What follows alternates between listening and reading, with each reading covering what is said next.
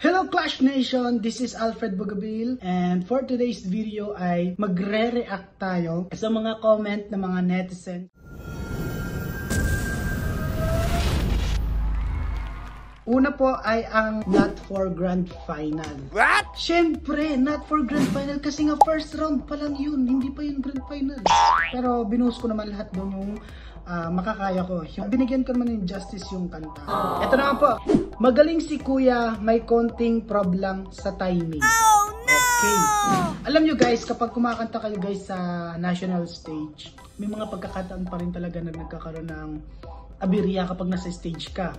Kasi minsan, inaabot ka ng kaba. Kapag kaharap mo na yung mga camera, yung judges, yung mga audience, syempre, hindi naiiwasan na kabahan po kami mga contestant kasi tao lang din kami. Hindi po ako sanay sa national TV. Next naman na nag-comment po dito, ito po yung kanyang comment. Sabi niya, tsaka ng version.